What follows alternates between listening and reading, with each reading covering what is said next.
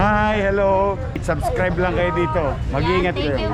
Lahat ng viewers ng Rochelle Anting vlog, please do subscribe and thank you for all your support. Toits, oh. Yeah, no. Ingat. So, good morning sa lahat. Good morning.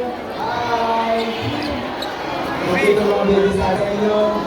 Lumakan kayo na malusog. Bigas sa mga bata. Kasi ito yung mga pesa natin. Tama? Garvin, push! Maraming salamat po, Konsahan JB.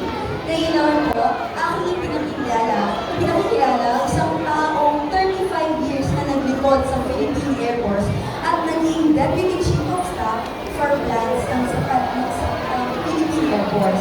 Kasalukuyan siyang chair ng ACBI Multipurpose Corporations at ng ACES Philippine Producers Corporation. Atin pong i-welcome retired Major General Gilbert S. Bianco.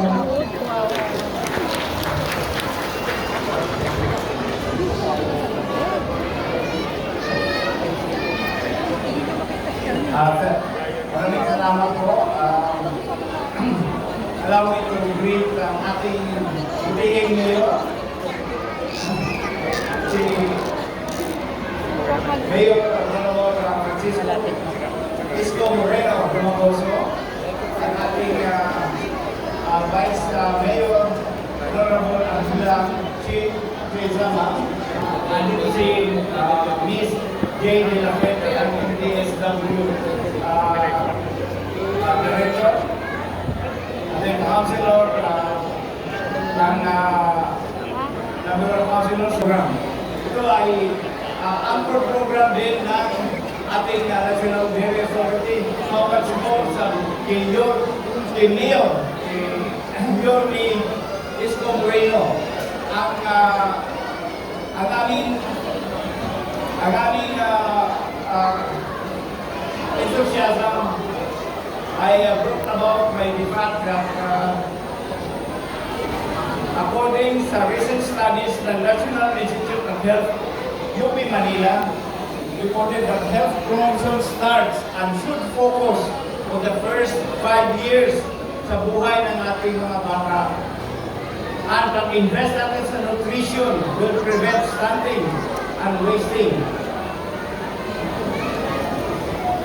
Sinabi na sa first 5 years, pag walang intervention, there will be a 26.7% stunting ng mga Filipino children. Kami po ay very happy sa program ni Yorme na sa first 5 years, mabigyan natin ng intervention ang ating mga bata.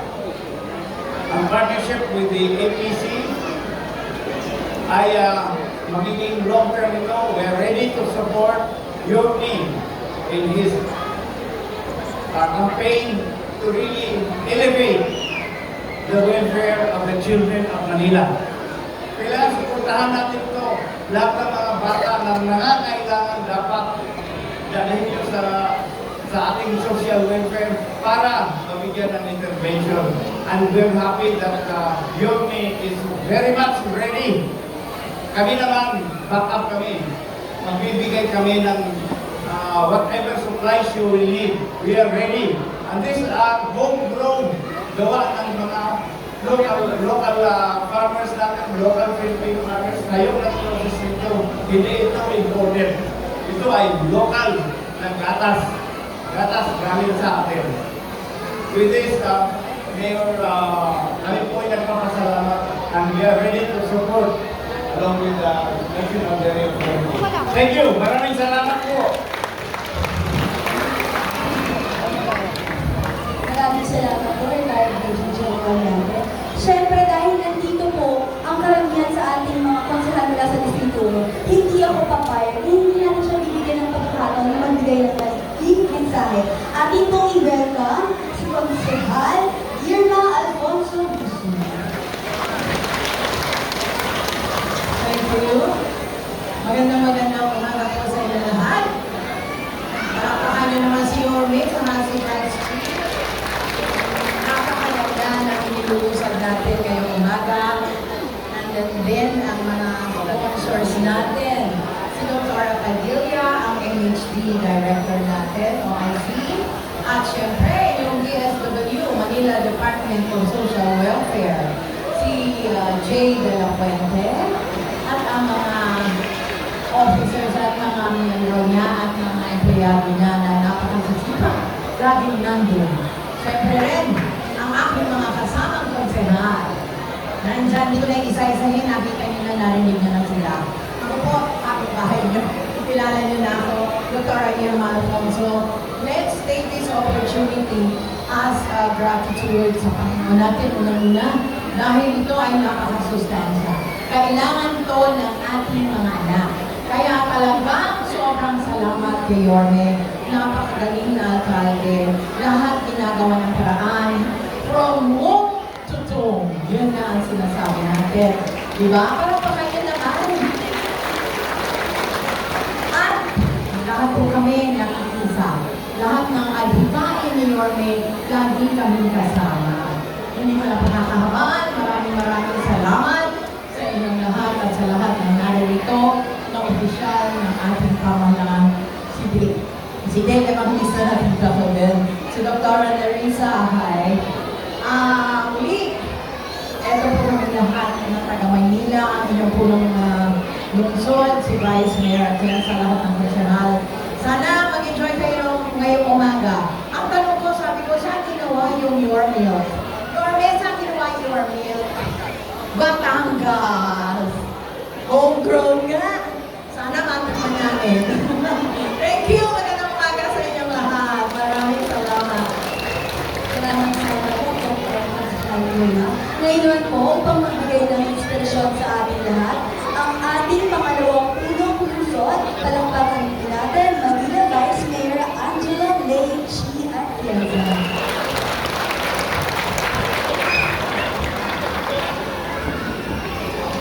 Magandang umaga po sa inyo lahat. Kamusta kayo?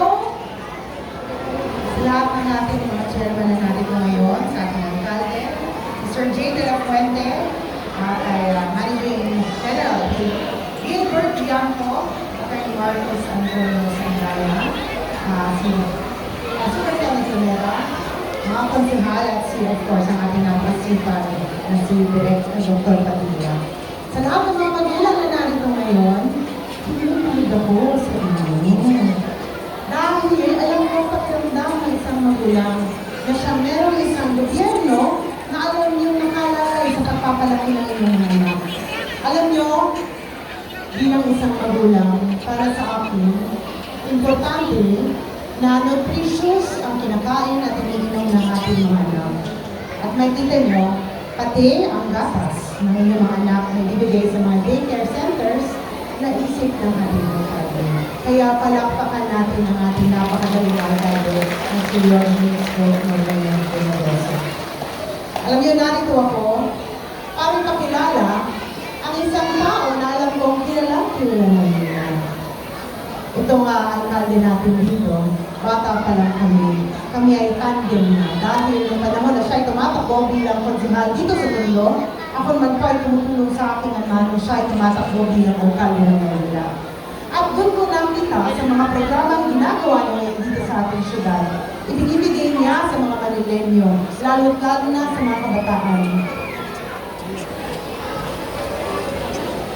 Anyway, sabi nila mamaya na rin pakilala natin napakagaling na alkalde. Again, palakpakan natin na ating napakagaling na alkalde si Lord Comaran ng Negosyo. And then, nandito ako para lang sabihin sa inyong lahat na nakasuporta ang gobyerno at administrasyon to sa inyong lahat ng magulang. Lalo-lalo na sa mga solo parents na narito sa pagpapalaki ng inyong anak. At bilang vice-alkalde, ng ating alkalde, kasama ng City Council, makakaasa po kayong lahat na kami ay buong-buong susuporta sa ating alkalde. Magtapos tayo sa pagsabi ng Manila Toppers! Maraming salamat. Good morning! Magandang umaga po sa inyo lahat. Hindi ko na po papatingin isa-isa ang ating mga pumuting kapwa ko ng bayan. Magandang umaga. Meron po akong nagandang speech sa inyo, pero hindi ko po dala yung salamin ko kasi bumenta na kayo mayor to eh. Hindi ko na papasahin. So, magbibigay na lang po ako ng maikling mensahe. Pero bago ko po gawin yan, po ba ako humingi ng isang kahilingan? Kakanta lang po tayo ng isang maiksing kanta. Okay? Alam ko itong kanta na to, alam nyo dahil tinakanta ko ito sa simbahan. Ito po yung kantang ang mga ibon na lumilipad. Diba? Alam yan? O kaya man yung ang mga isda na lumalangoy. Alam yan? Pero hindi na kakantahin natin, pero paero lang. Sumunod lang po kayo sa akin pagkatapos pag sinabi ko. Okay? Ang mga baka na gumagatas ay mahal ng Diyos. Di kumukupas. Ang mga baka na gumagatas ay mahal ng Diyos. Di kumukupas. Huwag ka nang malungkot. Oh, praise the Lord. Diba? Ang mga baka na nanghihina, bibigyan ni Yorme ng mga gatas. Ang mga bata na nanghihina, bibigyan ni Yorme ng mga gatas. Huwag ka nang mangamba, may Yormil ka. Ang Maynila at NDA ay tumutulong. Katuwang ng Diyos. Ang Maynila at ang NDA ay tumutulong. Katuwang ng Diyos. Huwag ka nang mangamba. May Yormil ka. Galing. Pasensya na kayo napakanta ko dahil sobrang ligaya ng NDA sa nakikita namin ngayon. Isa po sa pangunahing tungkulin ng NDA ay palakasin ang gatas sa bansa. Ito pong ginagawa natin ngayon ay isa po sa tumutulong para palakasin ang gatas sa bansa. Napakaswerte ng City of Manila. Meron kayong Yorme. Maipento ko lang po sandali kung paano ko nakilala si Yorme. Nagkaroon po kami ng paglulunsad ng isang programa kung saan si Yorme po ay dumalo sa amin. Yung madinig po ni Yorme ang problema ng dairy industry na 30 days lang po ang feeding program ng gobyerno. Pero ang ating mga magsasaka, ang mga alagang hayop nila gumagatas ng 205 days. Kaya po ang gatas tumutulog, walang bumibili, tinatapon, nasasayang. Nung madinig po ni Yorme yan, nung aming paglulunsad, kaya ko sinasabing napakaswerte nyo, ang unang pumasok sa isip na agad, tulungan ang mga batang Maynila. Ang sabi na nun, inanunsin niya, sa harap ng maraming tao, sa harap ng malalaking kumpanya, sa harap ng press, sa harap ng NDA, sa harap ng mga magsasaka. Ang sabi niya, lahat ng masasayang na gatas, kung hindi natin nila bibilin, dalhin nyo sa Maynila, bibilin ko at ipaiinom ko sa mga batang Maynila dahil ayaw ko na meron dumatalas na malnutrisyon sa batang Maynila. Nung madinig ko po yan, pasensya na Yorme nung madinig ko, ang sabi ko sa sarili ko, yeah, right. Pero hindi. Right pagkatapos ng event, actually hindi pa tapos yung event, may nakausap siya isang dairy farmer namin. Doon mismo, bumili si Yorme ng gatas para ipainom sa mga mahal natin batang Maynila. Tatlong buwan lang nakalipas ang paglulunsad na yan. Hanggang ngayon yung mga kausap namin, pinaplado pa, pinapidalize pa. Samantalang yung mayor nyo, hindi pa tapos yung event, bumili na ng gatas. Ang City of Manila, January pa lang, naglulunsad na ng feeding program. So kaya po, Yorme, sa City of Manila, hindi mo makakalimutan ng mga magsasaka yung ginawa nyo ito.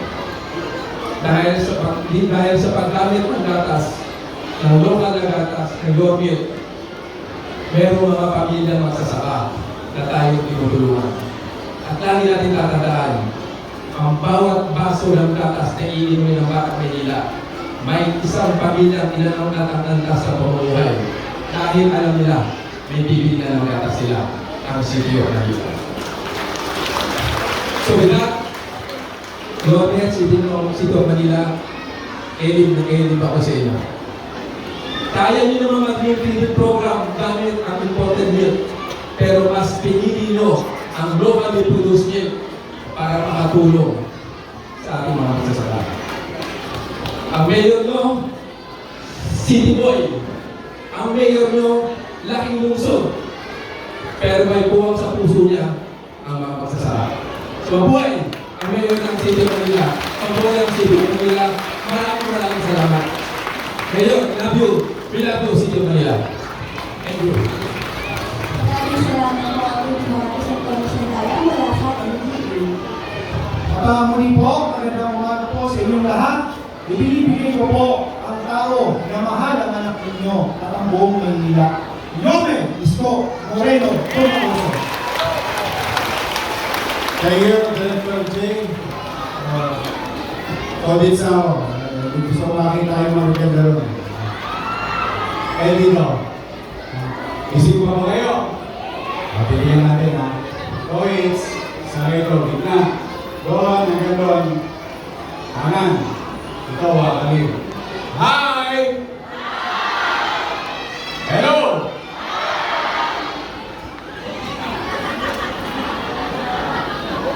Okay na. Ito, sa dito. Hi! Hello! Mas malakas kayo. Ano kaya kayo dyan? Kayo naman dyan. Hi! Hello! Gising na gising. Ang mga bata ay mahal ng Diyos. Libubukupan. Magandang umaga sa inyong lahat. Excited na ba kayo mga nanay? Alam niyo, mahal ba gatas? Mahal. Kaya kung bakit kuminsan, mas nauuna natin bilhin ang mga bagay o pagkain na makabubusog sa tiyan ng ating mga supling. Dala ng hirap ng buhay. Gusto natin ang gatas. Naintindihan natin ang gatas at halaga nito para sa tao, lalo na sa bata. Especially sa edad ng inyong mga apo at anak. Now, mga bata, sinong gustong tumangkad? Taas ang kamay. Ang sikreto, kailangan uminom ng sinong gustong tumaba? Mga bata, taas ang kamay. Kung gusto mong tumaba o lumusog, kailangan uminom ng sinong gusto maging malusog at malakas? Gusto mo maging malusog at malakas, kailangan mo uminom ng? Yes. Meron ng pag-aaral, nalulungkot ako, na sa Maynila mismo, sa Kapitolyo ng Bansa, ay lumalakas at lumalaki ang numero ng pagkabansot or stunting. Hindi dahil sa maliit ang lahi natin, kundi dahil kulang tayo ng tamang nutrisyon. Ngayon, masaya ako ngayong araw ito sapagkat meron na akong gatas sa mga lolo at lola ko na spoiled sa akin. O nasimulan ko na yun, at tutuloy-tuloy pa rin yun. O ngayon, may sisimulan tayong panghabang buhay din. Mga gatas sa bawat mag-aaral sa daycare ng lungsod ng Maynila. 3 times a week, meron kayong gatas. Pwede ninyong inumin, sabihin nyo sa nanay nyo, huwag ipaliligo sa mukha. Baka gawing, anong tawag yan? Asian. Parang si Cleopatra. Hindi, itabi ninyo yan para sa anak ninyo. Yan ay pera ng gobyerno ng lungsod ng Maynila galing sa taxpayer. Bagay na palakpakan natin ang ating mga taxpayer.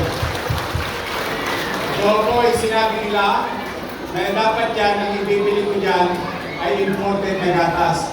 Pero, mas pinabuti ko na sariwa, ligtas, malinis at maayos na gatas na produkto mismo ng ating mga magbabaka sa Pilipinas.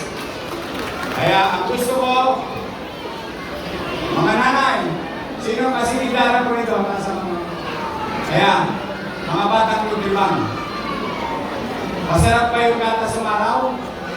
Kasi ako ay katulad nyo rin, produkto ng daycare sa Delpan. Yung Gan Andres Bonifacio Hospital, dati yung tulungan center. Doon meron daycare. Doon ako nag-aral ng daycare. At sa Rosario Almario Elementary School ako nag-aral. Malaw, meron kaming nutriban at clean. Powder milk, clean, balik mo lang, milk. Yun ang binibigay sa amin. Kaya kung bakit, mga bata, matitigas ang buho namin. Ang bilis namin tumaas at tumapag. Mabilis kaming lumaki. Dahil sa ginagawa ng pamahalaan at that time, national government. But this time, ang inyong lungsod ng Maynila ang gagawa. 3 buwan. At pag nag-expire 3 buwan, titira tayo ulit ng 3 buwan. Kahit wala tayong pera, maghahanap ako ng pera para lang lumusog ang mga batang Maynila. Sa tulong ng mga kusyal natin na nandito at saka yung isa natin kusyal, kilala niyo ba yung anak ng ex-girlfriend ko? Si Joaquin, nandito si Joaquin, si Irma, Junior, Ibay, Ian, Taga, nandito, yan, kompleto. Patapos nandito, yung representative ng ating congressman, Erwix Junicio.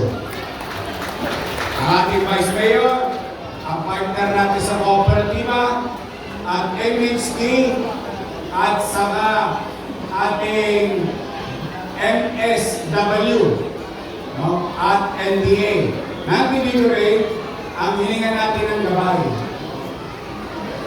Ang ating DOH partner. Palakpakan natin ang ating DOH. Sa mga bata, sinong gusto ng gatas? Promise? Iinumin ninyo? Talaga? Araw-araw kasi gusto ko ng bata, manusog kayo at tumakad kayo agad. Pag malaki na kayo, pwede na kagad mag-elementary. Sino ang gusto mag-grade 1? Grade 2? Sino ang gusto maging engineer? Maging doktor? Lawyer? Sabi ninyo.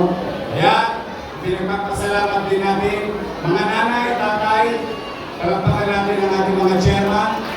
Yun. Tingnan niyo si Alfonso, puro gatas ang tinira niya. No?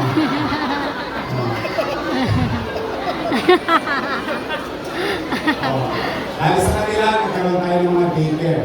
Kaya pinagpapasalamat ko sa ating mga barangay na may daycare. So, pumanatag kayo mga nanay. Mamaya, may gatas sa anak niyo, pero special, meron pa kayong pasta. Para sa nanay naman yun. But, ito po ay hindi ngayong araw lang ito. Ito ay mangyayari 3 times a week para sa inyong anak in the next 90 days. Para makita natin ang progreso ng bata. At kapag kulang pa, tuloy-tuloy lang tayo. Kapag may bagong set na mag-aaral sa daycare, tuloy pa rin tayo. Okay, magkalala, may katupong na to dahil naipati ko na yung pera pagpagatas sa ating mga anak dito sa lungsod ng Maynila. So, mga nanay, mga tatay, Magkikita tayo ulit, ha? Matabalo kayo after 3 months. Gusto ko malusog ang inyong mga apo, mga anak. So muli, ito, kayo nga isa.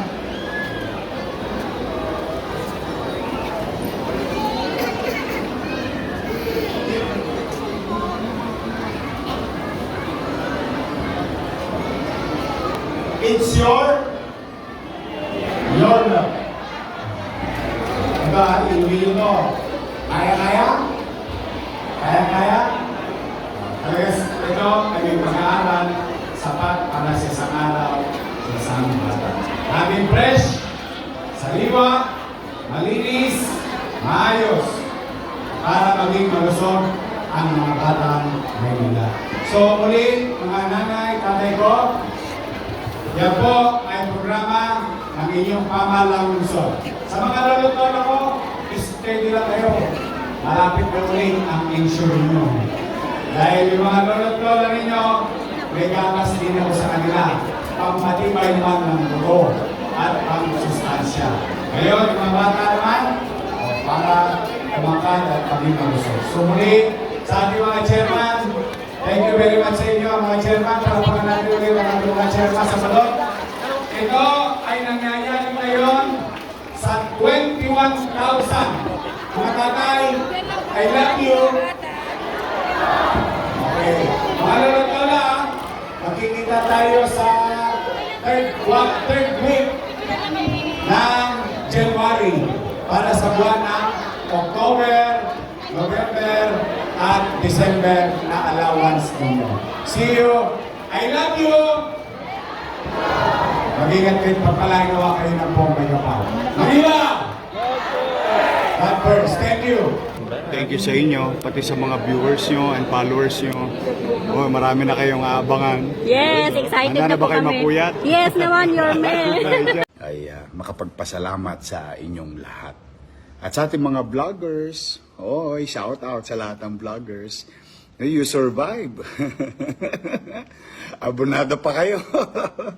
Thank you very much sa inyo, ha? Hi, hello. Subscribe lang kayo dito. Mag-iingat kayo. Lahat ng viewers ng Rochelle Anting vlog, please do subscribe and thank you for all your support. Toits, yeah, no? Ingat.